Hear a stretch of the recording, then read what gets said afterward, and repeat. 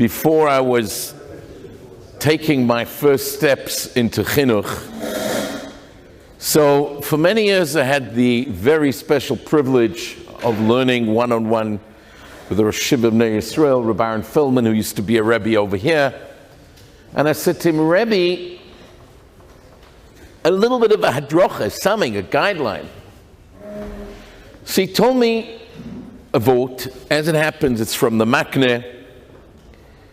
There is a well-known Gemara, Chazal question, how could Reb Meir learn by Acher? Pasuk, we learn from a pasuk,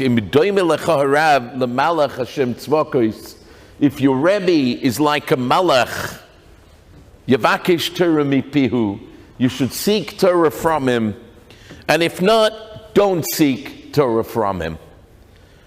So, pshat is that Doimelecha Harav L'Malach Hashem, a malach is a messenger. He's not there for himself. He's there as a messenger to do somebody else's bidding. In Kiruv, in education, you there for the next guy. Not to show off, not for an audience, but what does the next person need?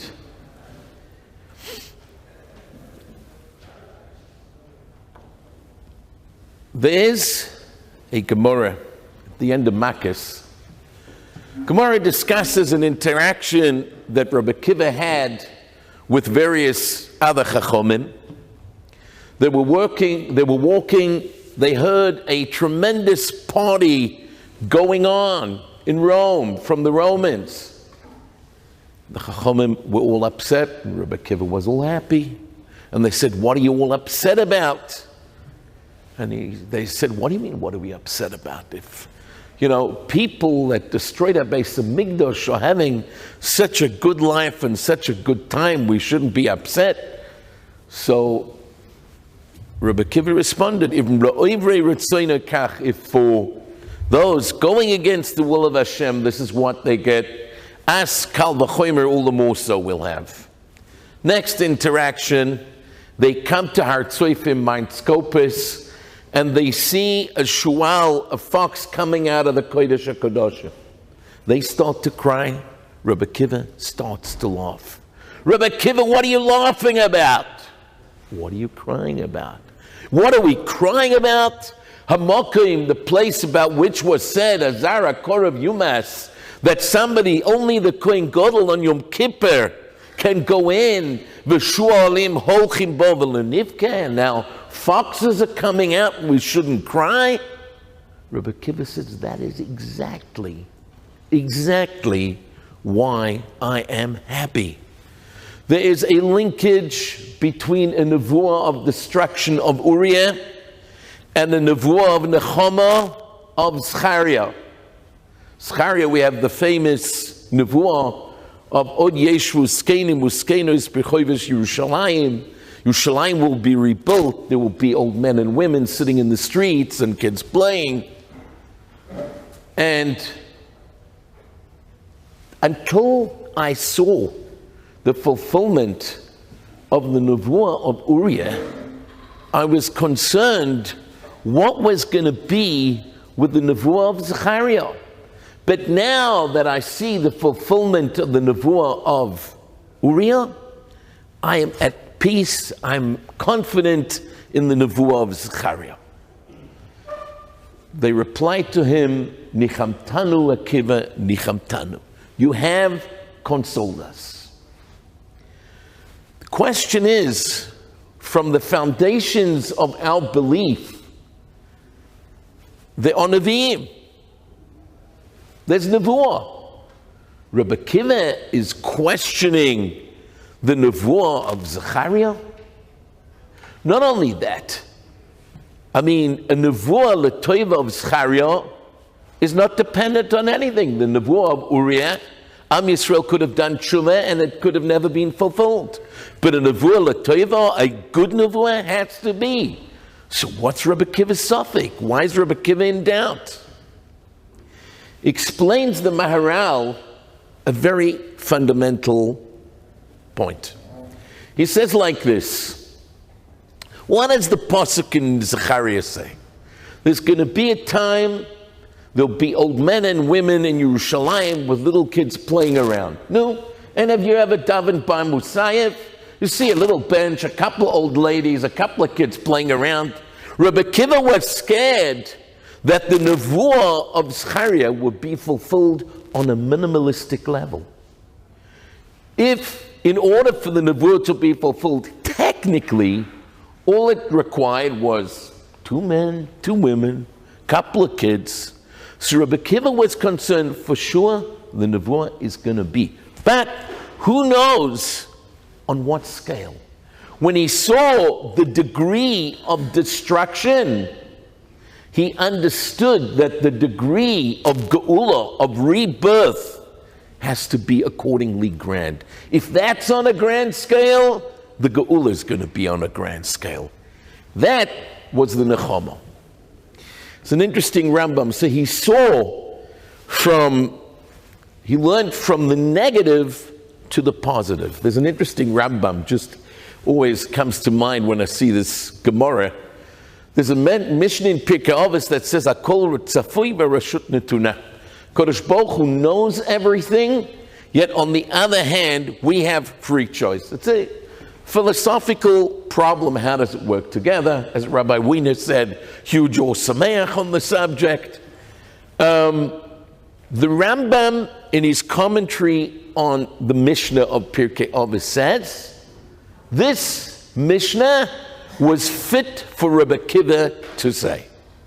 I'm not a computer, I'm not Rav Ovadia Yosef, but I do not recall another Rambam anywhere else in Shas where he gives grades to the author of a Mishnah. This Mishnah was fit for Rabbi Kiva to see.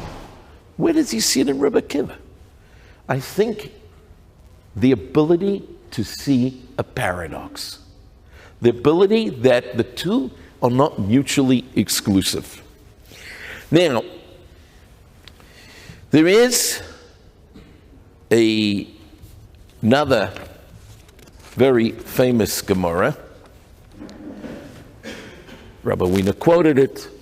Gemara says that the first Beis Hamikdash was destroyed because of Gilui Arayos, Shvichas Domim, Avodah Zorah. Second Beis Hamikdash was destroyed because of sinas chinam, causeless hatred. The Maharal explains that it wasn't b'mikra, it wasn't by happenstance that the first Beis Hamikdash was destroyed because of the 3 cardinal sins, and that the second Beis Hamikdash was destroyed because of sinas chinam. Says the Maharal, the first Beis Hamikdash we had in the schus of Avram, Yitzchak, and Yaakov, and once we'd blown it by those 3 averos, we no longer had schus to the Beis Hamikdash, it was destroyed. The second Beis Hamikdash, the Maharal says, we had in the schus of Am Yisrael. Once we lost the surah of a nation by having sinas chinam, by being divided, right? Rashi says sinas chinam means for no good reason. Not that a good reason is permissible, but out of nowhere. When people are divided, so we no longer have an am, and if we have a Beis Hamikdash in the schus of an am, we've lost that surah of an am, it's gone. In understanding this Maharal, we need to just backtrack a little bit. When we speak about the schus of Avram, Yitzchak, and Yaakov versus these 3 averos, we need to bear in mind the following. There's an interesting medrash in Parshas Nosoi. Medrash says in Parshas, asks the question, how come if Avraham Avinu, if Am Yisrael were the purpose of creation, how come then he was created 20 generations later? He should have been the first creation. Create him first. Why? Why so late on? Start the world with an Avram Avinu. Says the Medrash that were Avram Avinu to have come first, when Adam Rishon did the chait, who would have fixed it up? Medrash. In other words, Avram Avinu, we speak of Avram Avinu as being one of the avos, because he, not only do we physically descend from him, but he started to rebuild the world that Adam Rishon had destroyed. It's mavur in the Svarim HaKadoshim that the chait of Adam Rishon included three elements. There was an element of Gilui Arayos, there was an element of Avodah Zorah, Vayisim Ke'Elohim. Right, the Nachash tells Chava, you'll be like God. Brought death to mankind. There's Ritzicha. So there's these three elements. There's a Maharal and there's a Goyen. Maharal is in Pirkei Avos, it's also in the Chidush HaGodos in Baba Kama Daf Lamed Aleph. Gemara asks in Baba Kama, Hayman Daboy Lamahava Chassideh. Somebody that wants to be a chassid. So the Gemara gives three opinions. One opinion is L'kayem mili de brachis. You should fulfill the elements of brachis. Another opinion is L'kayem mili de nezikin. And a third opinion is mili de avos. So we got brachis, nezikin, avos. Says the Maharal that they're not disagreeing with each other, but they are merely bringing out three factors that are essential in every person. There are three elements that a person needs to perfect himself. Bein Adam l'makom, between himself and the Ribono Shel Olam, between himself and his fellow man, and then man within himself has to elevate himself into being something spiritual, into being something intellectual. So says the Maharal in his Chidush HaGodos, those are the three opinions. Mili de brachis, when you appreciate that you have everything from the Ribono Shel Olam, by making brachis, that inspires you to want to improve your relationship with Hashem. Mili de nezikin, the fine print of Choshen Mishpat. It's not enough to want to be a good guy, but it's when you got the fine print of Choshen Mishpat down, then your relationship with your friend will be where it needs to be. Mili de avos, Pirkei Avos addresses midas and inyonim of hashkafa, so that is a person elevating himself within who he is. The Goyen says a similar concept. It's in brachas in the Chidush HaGodos Daf Ches. So, says the Maharal in his Hakdama to Pirkei Avos, if we look at the three cardinal sins, Gilui Arayos, Shvichas Damim, and Avodah Zorah, they are the exact antithesis of these three elements that a person needs to perfect within himself. You have mili de brachis. A person needs to perfect himself between himself and HaKadosh Baruch Hu. The ultimate corruption of a relationship with HaKadosh Baruch Hu is Avodah Zorah, idolatry. The worst thing you can do to your fellow man is to physically kill him. And then the most animalistic drive within a person is Gilui Arayos. So that is the exact antithesis of a person elevating himself into something intellectual and spiritual. So the avos, if the chait of Adam Rishon had these three ingredients of Gilui Arayos, Shvichus Damim, and Avodah Zorah, we needed the avos. Avram was the pillar of chesed. Bein Adam l'chaveroi. Yitzchak was the pillar of avodah. And Yaakov was the Ishtam, Yoshev Ohalim, the one who even sent Yehuda to Mitzrayim to open up a yeshiva. Right? So Yaakov was Torah, Yitzchak was avodah, Avram was Gmilus Chasodim. They brought back into the world and rectified what was corrupted by the chait of Adam Rishon, to the point that we were Zoicha for a Beis HaMikdash later on. That was when HaKadosh Baruch Hu was Master Shchinosos, and the Medrash tells us that HaKadosh Baruch Hu, when the Mishkan went up, HaKadosh Baruch Hu was delighted, because that was the Tachlis Abriya. But we blew it. Comes the first Beis HaMikdash, we blew it. Exactly what Avraham, Yitzchak, and Yaakov rectified, we were guilty of. And as the Nefesh HaChaim, Shar Aleph, Perik Daled, that when a Yid does Chalila and Avera, it impacts in Shamayim, and there is a physical play out down here in this world. So the Titus was told, what do you think you've done anything? Nebuchadnezzar was told, you could do nothing, says the Nefesh HaChaim. What they did was they ground already pre-ground flour. They accomplished nothing. The Beis HaMikdash was no longer a counterpart of the Beis HaMikdash in Shemayim, which ceased to be, we destroyed, and therefore they could destroy it. So now we need a new Beis HaMikdash, which we got b'schus Klal Yisrael. So I want to explore two avenues with the schus of Klal Yisrael. There's a beautiful Meshech Chochmah. The Meshech Chochmah is by the Yam Suf. Pasuk says, "V'mayim lahem choma miminam umismolam."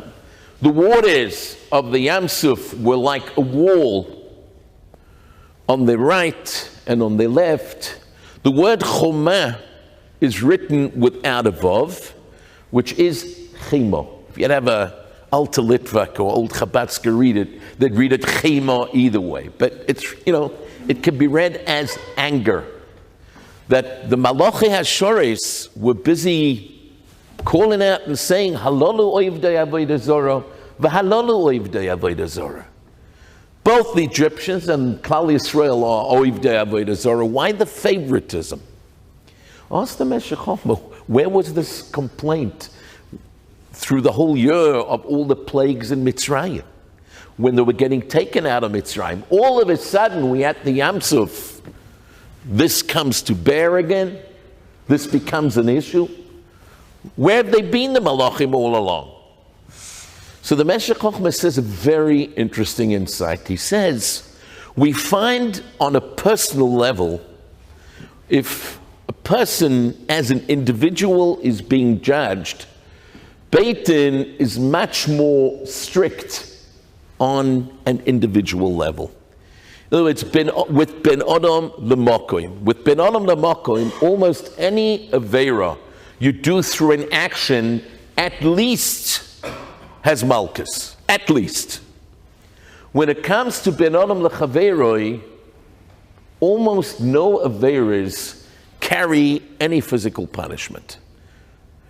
Not only that, but on a national level, it's the opposite. We find that Chazal ask, how come at the time of David HaMelech, Am Yisrael went into battle and people died? And yet, at the time of Achav, who was a Rosh Merusha, right, a 0 out of 10, and yet nobody died in battle. Says Chazal, at the time of Achav, there was no Lashon Hara. People were united. There was a Navi. Food was being sneaked out of the king's kitchen to feed the Nevi'im. The king and the queen didn't know about it. But at the time of David HaMelech, there was Lashon Hara, there was divide amongst Am Yisrael. So that's why people fell. So says the Meshech Chochmah, you see, as a nation, HaKadosh Baruch Hu is more makpid on Ben Adam L'Chaveiroi. On an individual level, Ben Adam L'Makoim, but on a national level, it's Ben Adam L'Chaveiroi. It says, in Mitzrayim, they were united. They come to the Yam Suf, all of a sudden there's 4 different opinions and 4 different groups. They're all splinters going in all different directions. So now we can no longer judge you as one, as a nation. We got to judge you as individuals. So with this Meshech Chochmah, we can learn the Maharal and just say, even if Am Yisrael were far from perfect at that point, but perhaps there was a certain unity happening. Besides, Chazal tell us that by Bayis Sheni, there was no longer Yetzer Hara for Avodah Zorah. So, however, there is a Yeshivat Yaakov. Yeshivat Yaakov was a sefer written on Shulchan Aruch about 150 years ago, plus minus. Forgive me, historians, if I'm out a couple of years. Choshev Perish and Shulchan Aruch, and he brings down an interesting thing. Shulchan Aruch Paskins Tafkuf Memtes, or Rechaim Tafkuf Memtes. So we sell, one of the things we mark today is Huvka Ir, that the wall around Yerushalayim was breached. Shulchan Aruch brings down that in Bayis Rishon, it was on the 9th of Tammuz, not on the 17th. So the Shulchan Aruch says that even though Lamaisa, in Bayis Rishon, it was on the 9th, not the 17th, but it's a Gzera Sheina Tzibur Yochel Lamud Ba to make Klal Yisrael fast on the 9th and on the 17th. Therefore, they left it only the 17th of Bayis Sheni, not of the date of the 9th of Bayis Rishon. So the Magen Avraham brings the Ramban. The Ramban says that Yerushalmi says that actually both happened on the 17th. Either Pasuk says the 9th. Because of all the Tzaras, dates got confused. Bavli clearly holds not that way. He brings a couple of rayas. It's a Mefurish Gemara in Tainis. It's a Taisus in Rosh Hashanah. But then he says an amazing thing, and I'd like to read it to you inside. The binyan Bayis Sheni lo haya geula shlema, wasn't a full geula. Rak lefi shebeis golus Bayis Rishon adayin lo yaseh the Talmud Bavli. We didn't have a Gemara. Gemara wasn't written down at the time of Bayis Rishon, and within the 70 years that we were in Golus, the drop in what happened to Am Yisrael was unbelievable. Intermarriage, Shabbos, so many things were forgotten. So therefore, there was a need to bring Am Yisrael back. So Choshesh HaKodesh Baruch Hu leval yishkachu mechoykech v'achar kach yeh me'uvas lo yuchal litkon. So therefore, he brought them back, that we could have Am Yisrael in Eretz Yisrael, we could then have the Mishnah, and then later on the Gemara, and that way we had the tools to be in Golus again. He says, if you look at Bayis Sheni, was lacking five elements of which proved there was Shechina in Am Yisrael. It was a very lacking Beis HaMikdash. But nevertheless, it brought us back. So this was a schus to keep Am Yisrael going. So with the Gemara, with the Talmud Bavli, we have the tools to keep us going. And he says there's a pasuk that says, "B'machshakim heshivani ki meisei oilom," that HaKadosh Baruch Hu, as it were, put us down in the dark like people that are dead forever.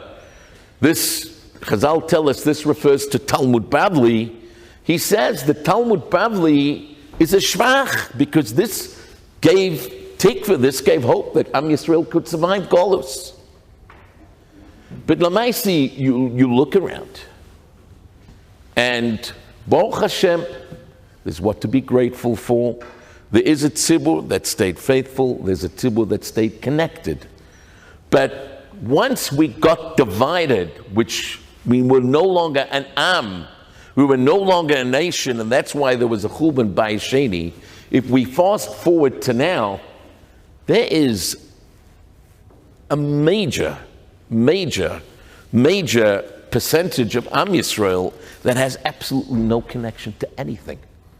Kahal, there's a beautiful Shemi Shmuel in Parshas Balak, a piece of Shemi Shmuel, short little Shemi Shmuel. We find that in Parshas Balak, in the dialogue between Balak and Bilam, Am Yisrael is referred to as Am, as Kahal, and Yisrael. Am Kahal and Yisrael. Kahal, says the Shem Mishmuel, is a unit brought together by sharing a common purpose of being meshubit to the Ribono Shel Olam. So where are we with that? 5% of Am Yisrael? 10% of Am Yisrael? I mean, realistically, Chalila not being mekatreg on the nation as a whole, but people are disconnected in every form of ben adam l'makoim and ben adam l'chaveru. We have to care. There's got to be the sense of, I care about the next one to make it happen. Pasuk says, it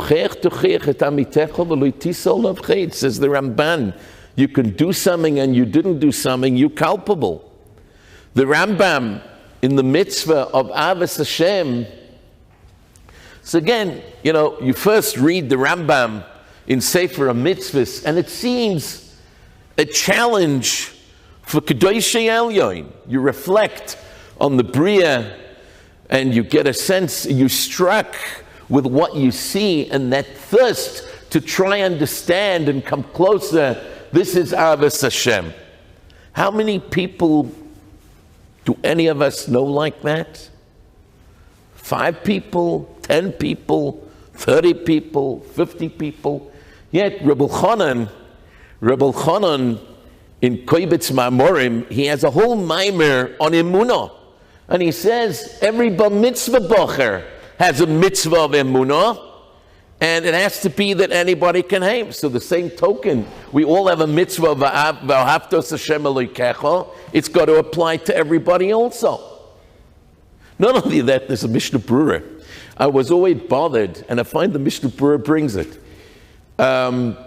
We know that a koirei kriyishma below tefillin keilu me'ed sheker ba'atzmo. A person who reads kriyishma without tefillin, he is, as it were, testifying falsely about himself. Why?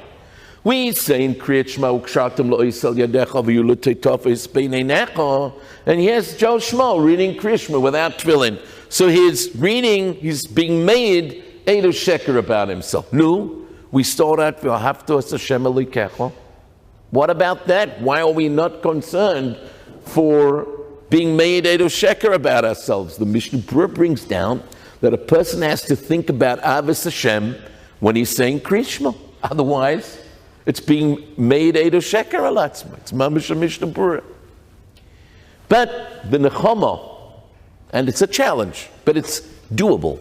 The Rambam writes that a person that loves Hashem calls others to follow Darkei Hashem and believe in Hashem. He says, because when you love somebody, you want to increase the fan club, as it were.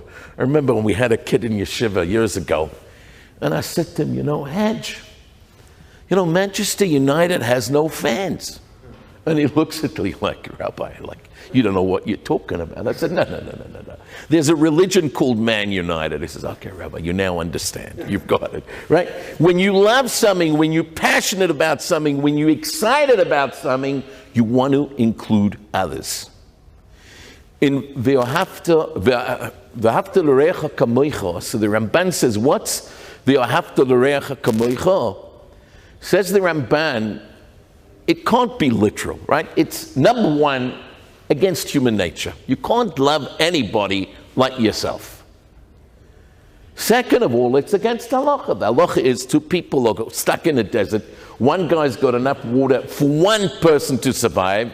He tells his friend, I'm very sorry for you, but he keeps the water. What happened to the after? So says the Ramban, there is a small-minded one-upmanship that most people are guilty of. I'm saying it in our sprach, right? You're happy, your friend should have a nice house, a nice car, a lovely family, a good parnosa. I just want to be the guy with the nicer house, the nicer car, the nicer family. Says the Ramban, when it's not at your expense and it's not taking one away from you, you should want your friend has just like you want for yourself. Don't have this one-upmanship. Want him to have all the good you can have. Mesilas Yesharim says there's only one ultimate good, and that's Kiruv Elokim, Dveikus Elokim. So we got to want, with Avos Hashem, with Avos Yisrael, we got to want Yidden to want to be there. There is a beautiful maimer from Reb Chaim Shmulevitz. He says a maimer has a few mamorim on Rabbi Talmud. The Veld says this was discussing it was really a reflection of his relationship with Rabbi Yerucham. But he brings down, it's an interesting Gemara. Rav Huna once went to Rab for a bracha. Rav Huna was going through very rough times, Parnosa. And Rab blessed him, you should be covered in silk. Rav Huna was a small man, went to a chasana, fell asleep. People threw their silk cloaks over him. He told Rav about it. Rav got angry. He says, what are you angry about? He says, listen, when I give you a bracha that you should be covered in silk, you didn't say v'chein lamar. You didn't say v'chein lamar. There's a cute story. I have to digress, but it's such a cute story. There was a famous Maggid in Eretz Yisrael, Rabbi Yankel Galinsky. Rabbi Yaakov Galinsky. See, he had a tremendous sense of humor, and in his humor he said, I have a much bigger koach habracha than Reb Chaim Kanievsky. People say, what are you talking about? He says, listen, I go to Reb Chaim Siyum Hashas on Kol HaTorah Kula every Erev Pesach. I go over to Reb Chaim afterwards, and I tell him, Im Yitz Hashem, next year you should do it again. And Reb Chaim responds, Amen v'chein lamar. And you see, my bracha was fulfilled. His, not yet. Anyway, v'chein lamar. So Rav did not get a v'chein lamar back. He was upset. Gemara tells us that Moshe Rabbeinu was given pilpula shel Torah, v'nohag bo toivus ayin, and Moshe had a big heart and shared it with everybody. Reb Chaim Shmulevitz is masbir.